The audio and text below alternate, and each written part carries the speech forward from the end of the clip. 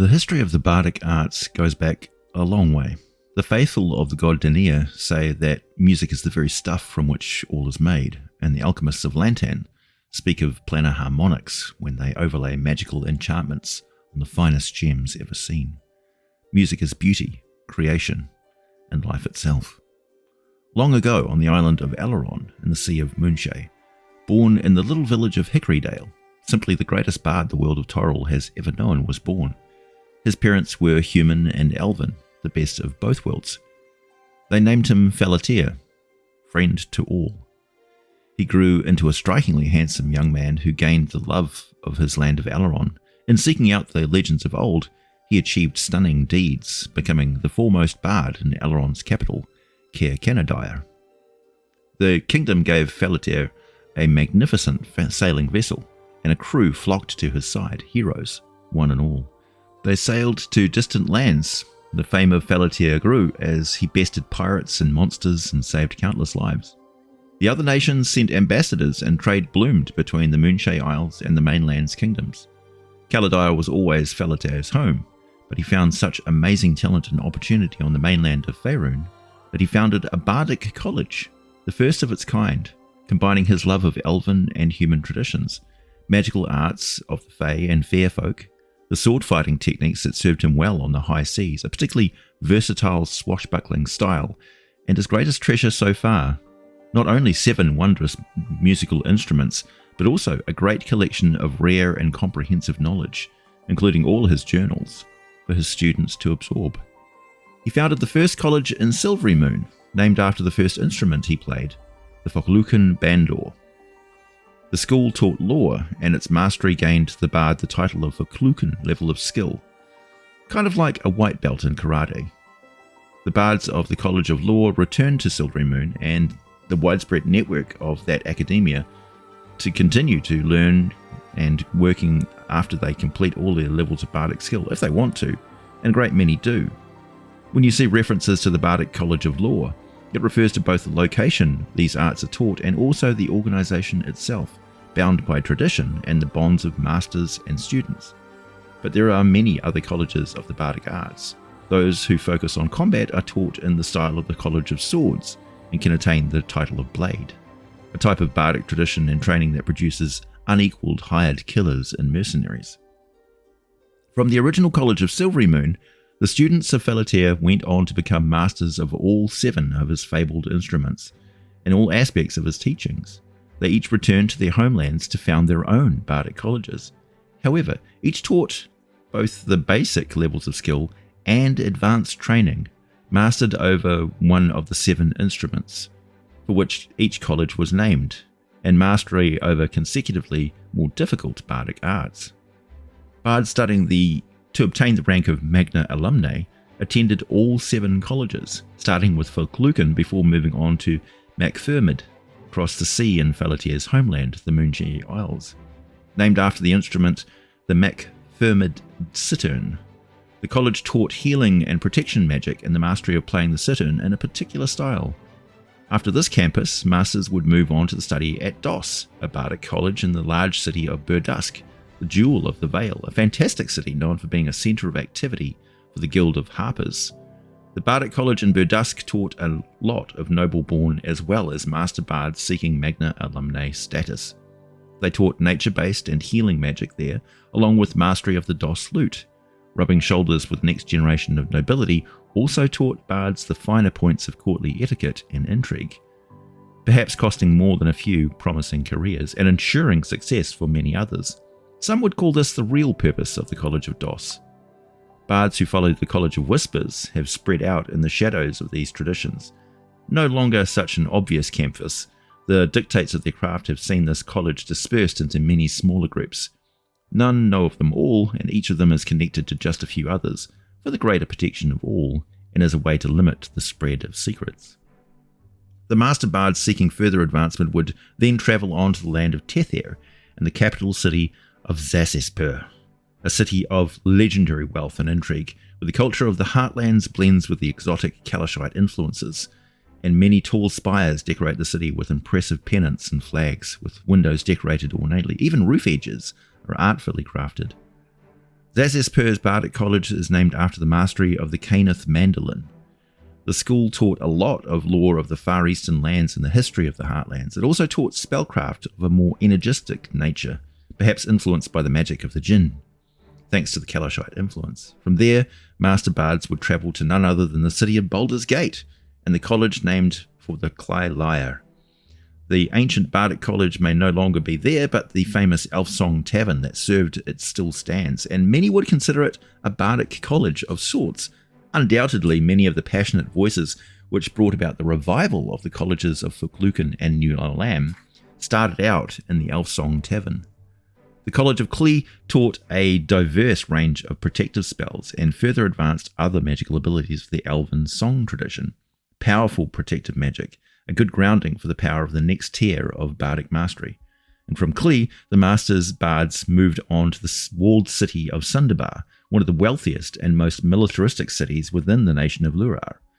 Of all of Faerun for that matter, heavy influence of dwarven culture and the potent elemental magic of their arts is taught in the College of the Anstruth Harp. The graduates of this college go from there to the final college, travelling to the fabled city of Waterdeep, and the College of the Olam Harp, the last instrument of Falatir's tests, and the school that teaches the most potent powers of the bards, to control not just the weather, but the minds of other people. Enchantment is a powerful school of arcane magic, but the Bardic College of Olam puts them to shame, I assure you. So, advancing to our modern age, much has changed in the way bards learn their arts and interact with each other. Originally taught from a single college divided into 7 levels of skill, then a series of well-established college campuses spread across Faerun, by the 1480s in Dale reckoning, only 2 of the elder colleges were still active. And as I mentioned, a lot of passionate individuals have brought about something of a bardic revival, with more traditional centres of learning being built, not just from buildings, libraries and musical equipment, but by trained and dedicated masters of the traditional bardic arts. In the modern era, other bardic colleges now exist. The College of the Herald within Herald's Holdfast, a full day's travel about 30 miles west and a bit north of Silverymoon, is a huge library and museum protected by powerful magic. Sturdy walls, mostly underground chambers of impressive size, and of course highly skilled bunches of bards. This college teaches the bards who belong to the Heralds of Faerun. The Holdfast is amazing and easily worth a video on all its features, history and associated heroes. Holdfast Heralds are a very influential group who maintain the traditions of heraldry and keep detailed records of the nobility of Faerun. They are foremost advisors to the organisation known as the Harpers, among others. The High Heralds begin their apprenticeships as assistant to the High Heralds, and then deliver messages, conduct secret business, and learn a vast trove of lore. The High Heralds are so well respected that they are referred to as Grand, so the Grand Joffrey of Arabelle, for instance. This is an excellent article in the Heralds of the Forgotten Realms wiki, and I quote, "The Heralds of Faerun organization was the brainchild of Harper Aliost Oskrunner, who recognized some problems facing many leaders, armies, and countries of the time. First, minor guilds and settlements were placing metallic colors on top of one another in their coats of arms, which was forbidden in the rules of heraldry of Kalimshan and other regions along the Sword Coast. Second, there were a number of heated arguments over who owned what symbols. Third, state-sponsored imposters who had been known to foment unrest and put the blame on others. Bandits also took advantage by disguising themselves with the coat of arms of legitimate lords of or a city. And finally, there had been some tragic accidental fratricides on the battlefield due to indistinguishable blazons in the fog of war. Alios Oskrunner proposed an organization to establish and enforce the law of arms, codifying the chaos of the current heraldic emblems, and be independent of any political boundaries or leaders. He and the Harpers persuaded the rulers of Baldur's Gate, Kalimshan and Sundabar, and the leaders of various regions and religions that supported the Harpers to fund the creation of the Heralds of Faerun, and in the year of the Watching Helm in 992 DR, 9 High Herald offices were established, many of them filled by Harpers, but with the understanding that they would be independent and neutral in settling matters of ownership, title, inheritance, enforcement, protocol, and legitimacy. The 9 High Heralds are responsible for West Faerun from the Kalimshan border northward, all the islands of the Sea of Swords, northwest Faerun, and most of the interior. They roamed the territory in conjunction with the Harpers and commissioned local heralds and agents to gather information such as histories, genealogies, and other important records. The men and women of the High Heralds are persons of integrity, or at least they should be. From that auspicious beginning, the Heralds of Faerun were the cartographers and keepers of heraldic devices, law, and etiquette. As an adjunct to this, they collected and collated vast numbers of names, titles, genealogy, and historical claims, keeping detailed records for the preservation of history and arbitration of disputes. Based on their reputation of integrity, all heralds served as emissaries at whatever level was requested, as a member of diplomatic missions between kingdoms, liaisons between nobles within a realm, and information brokers between bards and sages.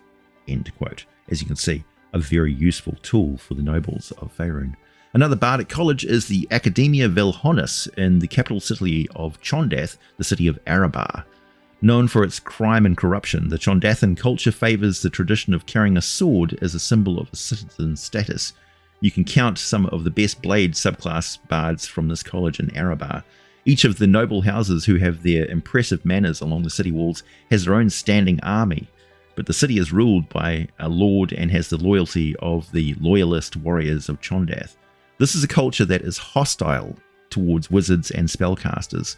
The warriors of Chondath often refuse to even carry enchanted arms and armor. Such is their distrust of magic. Don't forget, the Vilhon Reach was devastated by elven magic, so Arabar has a very proud and traditional city. Executions of mages is a common occurrence. You can imagine then that bardic training is much more about law and martial arts than the use of magic here. However, the powers of the mind are highly valued, and the art of performance. So bards of the Academia Vilhonis are extremely confident masters in one-on-one combat with blades. They're also marked with a series of 3 dots on their foreheads. They symbolize the ability to read, write, and practice the art of magic in Chondathan society. They are mandatory marks. Turmish is also a nation that is famous for the skills of its deadly sellswords and duelist.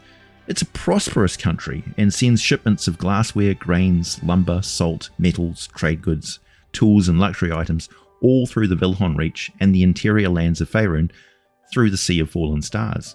Turmish is an interesting country. It's been ruled by merchant families, coin lords who gain enormous wealth, the rise of the wizard conclaves, and then their downfall at the hand of a dragon, and then a dragon slayer who took the crown, but he resigned for it in favour of a democratic republic called the Assembly of Stars, established in the year of the cockatrice 248 years ago. Unlike Arabar, the cities of Turmish are safe enough for spellcasters. In fact, the country is said to be riddled with extra-dimensional safeholds, which is fascinating, as that is an elven magic and is no longer practiced in Faerun as of the 14th century of Dale reckoning, so something went on there. As of today, you can still train in the traditional school of Falatir. The 2 bardic colleges now operating teach the full body of training between them, but bardic training is now spread and diversified quite a lot since the days of Falatir centuries ago. It's funny to think that this whole character class is fairly recent in the Forgotten Realms and has such a well-defined but also frustratingly vague origin. What exactly are the secrets of bardic magic, law, and martial arts that are taught at each of the different instrument levels of accomplishment? The Moonshae Isles are an excellent place to start any sort of campaign in Faerun. Bards taught the traditional ways certainly are well-travelled and well-grounded in politics and cultures of Faerun, that's for sure. Exactly what you would expect from a class so well-suited to half-elves, but the original Bard colleges accept humans, elves, halflings, gnomes, and tieflings. You wouldn't see a lot of dwarves, half-orcs, or any of the goblinoids. They simply were not involved in traditional bardic colleges. I'm not saying they can't learn. I'm simply saying that that would be an unusual individual in Forgotten Realms, according to the source material. Your game table is your own business, of course. Bardic magic is interesting since it existed before the fall of Netheril and the rise of more modern wizarding traditions, where there are many schools of philosophy. These cover abjuration, transmutation, conjuration, chronomancy, dimensional, divination, elemental, enchantment, evocation, feather, force, illusion, incantation, necromancy, shadow, talisman, and thaumaturgy. Wild and universal magic. I know That sounds like more schools than you're used to, but now you can see your average wizard trained in the traditional way is also limited in many ways. Bards trained in the 7 instruments of Feler recognize 3 schools of magic. They are inventive, mentalism, and variation. In a nutshell, inventive spells are used to create or destroy. Mentalisms are used to influence the minds of creatures and people. The Bardic College are particularly good at this side of magic. And variations are used to transform things, change energies and states, including altering other spells, which we now know as metamagic. Bards also have access to the secret arts of song magic, which, along with the artifice of their magical instruments and their skill at harnessing wild magic, makes them a type of thaumaturgy specialist spellcaster. Once you step back and look at what Feler actually taught, it's clear he was establishing a school of thaumaturgy, along with a private army of highly capable, charismatic super operatives with a license to come and go where they pleased, thanks to their performance training. And I'm looking at the Harpers here. One thing the old empires of Faerun passed on to their arcane traditions was the love of hierarchies and those with magical ability generally looking down on anyone with less or none of it. Bards are specialists in slinging insults. They spare no quarter when being critical of the magical talents of others. Wizards and bards often sling insults at each other. It's not always serious, not until you hear the bard say, "So much for wizard intellect, you brought a wand to a sword fight." So, I have mentioned the various subclasses of the bards. Let's look at some of their traditions and the cultures surrounding them. In the north, you have the warrior poets, the skalds. Less inclined to carry musical instruments in favour of a decent war axe, you can find them among the Uthgard and Reged barbarian tribes, hunting reindeer across the Yeti-infested frozen tundra. They follow along beside famous heroes if they can, recording their exploits in epic sagas and poems which they recite to avid listeners inside the long halls and chieftains' tents. Considered honoured guests, skalds are afforded safe passage through tribal lands by their own strict traditions. Skalds are also found among the frost giants of the northern lands, particularly Palvuria, beyond Vasa, Damara and Narfell. The northernmost lands you normally find humans, so they tend to think of the world stops there, and the maps of the giant lands and Great Glacier are rare. So typical of humans, they don't exist there, so it doesn't exist. Storytelling is also highly popular across the ocean from the Moonshaes, and in the islands of Lantan, one small rocky island named Orlil is home to a bardic college that invites guest speakers and lore experts, such as myself, to go and teach the students there as many stories and fables as they can. The collection of folklore this island has amassed over recent years is quite amazing. The Bards of Orlil are known as fabulists, and they include a race of sentient quadruped human-sized wombat people. About 50 of them live on the island, though not all of them are bards, of course. There's also a platypus. I have mentioned that Blades, a subclass of Bard in 5th edition, play a character option kit in 2nd edition. I played a duelist in Advanced Dungeons & Dragons back when I was a teenager. I photocopied the pages from Dragon magazine, had copies of some pages from Unearthed Arcana, and the approval of the Dungeon Master to play a duelist as a player character. He was a bit underpowered compared to the other player characters in the campaign, but he had clear goals and actually managed to survive, though he never really got to fight a lot of duels and advance his social standing. He got fairly wealthy out of his element, going on harebrained adventures for a mysterious and intimidating wizard named Glint Nightshade. Max, if you're listening, I remember Glint so well. I remember when he was a first level character. Blades are masters at swordplay. Any single-handed bladed weapon in their hands can be used to disarm opponents, disable limbs, deflect just as well as a shield, counter and simultaneously attack, and deliver brutally fast lunging stabs that will skewer an enemy's organs very effectively. Blades are good against many types of monsters, but they excel at murdering humanoids. Well, hopefully, disarming and forcing them to surrender with a bit of style, but it's sword fighting. It's very dangerous and people often get killed. Most societies have accepted conditions in which an honor duel can be fought legally and publicly. Not killing any bystanders is very important, and minimal property damage is preferred. But mostly it is the public consent of both parties involved that absolves them of responsibility for murder, though reparations towards a slain opponent's descendants is often customary. From as simple as a few coins for the widow to taking an opponent's orphaned child as a ward, taking care of their training until they are old enough to look after themselves. Moving on, I suppose we should talk about the so-called College of Whispers, a bard subclass well suited to those without a strong sense of morality. The Whispers use secret identities, safe houses, mentalism, and their wits, uncovering closely held secrets and manipulating others, often for profound personal gain. They hide within the ranks of other bard colleges and have no titles for their ranks. In fact, becoming well known is something they aim to avoid. Their power to level antagonistic magic with the delivery of physical strikes and verbal tirades is without peer among bards and their styles. College of Whispers, bards know how to adopt the persona of a recently dead person. After witnessing someone's death, the bard can magically adopt the dead person's shadow as a disguise. So they take on the appearance and personality, the mannerisms of the dead person, even gain a little bit of knowledge about their life and personal relationships.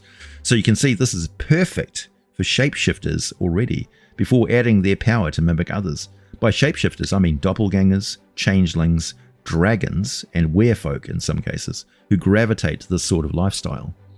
The whole lot of supernatural creatures native to the lands of Karatur, Zakara, and the tropical islands to the far east. Halrua, a nation descended from Netherese mages, strongly leans towards the College of Whispers bards, skilled at infiltrating and avoiding magical alarms, traps, and the occasional bout of spell slinging from an irate wizard. College of Glamour bards often house the most College of Whispers bards, operating in secret and maintaining a secret identity. Glamour bards lean heavily into the lore, mythology, folklore, exploration, and magic of the Fey realm, the fairy kingdoms, a realm, well, as real a place to them and the lands just as over the next mountain or the stretch of ocean. Considering some of the most wondrous and awe-inspiring bards in the Forgotten Realms, they are never short of an audience when they perform for others, and there is a sense of excitement and fear as they weave tales of alien places with spooky magic that rural folk tend to fear from Fey folk, but provide enjoyable jump scares when used by Glamour bards.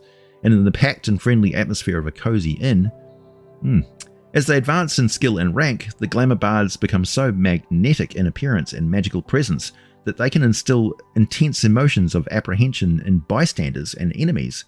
They can also cause opponents to hesitate in combat, giving them crucial advantages as they deliver deadly strikes with a light weapon, or potent magical enchantments that cause enemies to act like best friends, stepping in harm's way to protect the bard.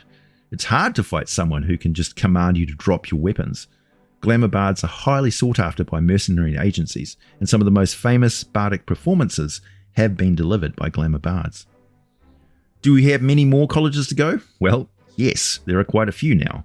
The College of Law is the most numerous and has a few notable library centres where they train people, and you can pay to access their extensive collected knowledge. You can see a good example of that with the Masters in Game of Thrones, who wear metal necklaces, each link in the chain representing mastery of a branch of law. College of Law bards are like that. They can retire and become sages, travel and sell their expert advice, or tutor others. It's a great profession with a lot of options. However, we now have the College of Creation, College of Eloquence, College of Spirits, College of Valor, College of the Road, and College of Tragedy. So what can I tell you about those? Thankfully, there is information on these subclasses online. So let's just read what they have to say about them. Borrowing philosophy from the Church of Denia, the Avowed of Candlekeep, various other faiths, and some of the oldest elven magical traditions from the ancient forest adjacent to Netheril, the College of Creation bards believe in the Song of Creation, a primal music that forms the basis of all reality.